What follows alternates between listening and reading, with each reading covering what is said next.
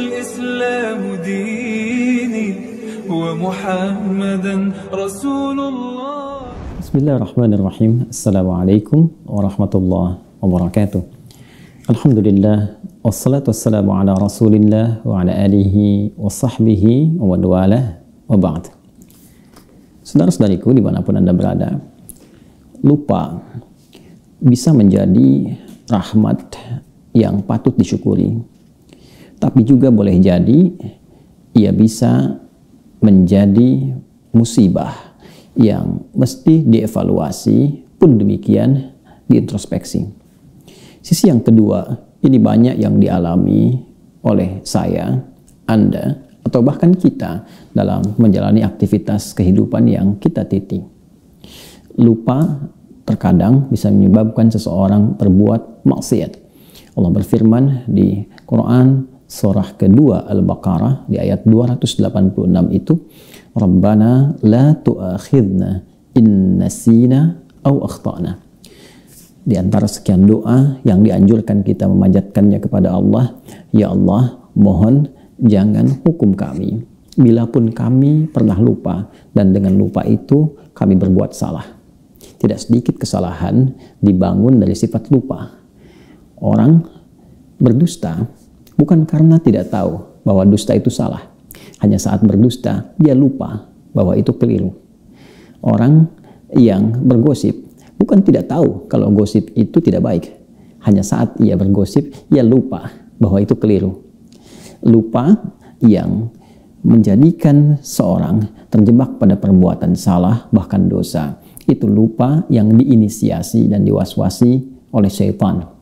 Karena itulah ada serangkaian ayat yang memberikan isyarat kepada kita bagaimana peran setan yang membisikkan dan mendorong seseorang untuk lupa mengerjakan kebaikan dan cenderung mengarah kepada sisi yang negatif. Quran surah ke-18 Al-Kahf misalnya di ayat ke-63. Allah berfirman, "Wa ma ansanihu illa syaitanu an adzkurah." Allah menyampaikan firman-Nya tentang asisten Nabi Musa alaihissalam yang kelak dikenal dengan nama Yusha bin Nun, ketika ia terlupa dengan isyarat Musa alaihissalam dan mengatakan, dan tidaklah aku lupa ini kecuali setan yang mengarahkan aku untuk melupakan jalan-jalan kebaikan yang telah diisyaratkan itu. Ada lupa yang sifatnya juga bawaan dalam aktivitas kehidupan kita. Lupa bahwa saya sedang dimur pakaian hari ini.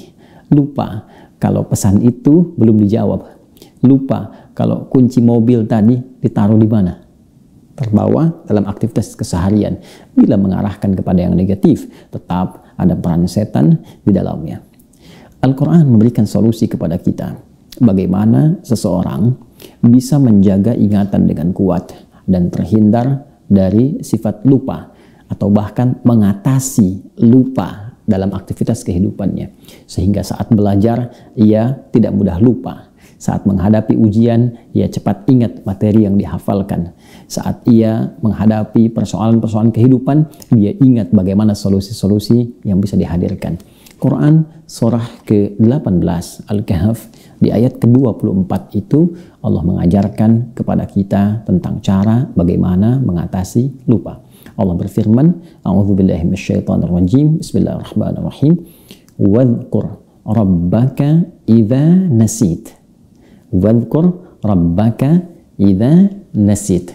Dan berzikirlah, ingatlah kepada Allah Subhanahu wa taala Rabb yang merawatmu, memeliharamu, memberikan perhatian kepadamu. Ingatlah Rabbmu ketika engkau lupa.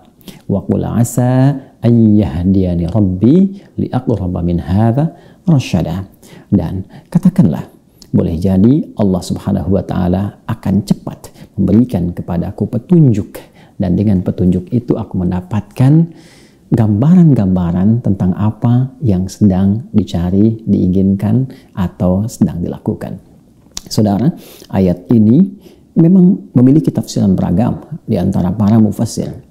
Ada yang berpandangan bahwa ayat ini meminta kita untuk mengingat Allah dengan mengatakan insya Allah saat kita berjanji untuk bisa melakukan sesuatu di kemudian waktu kepada pihak lain.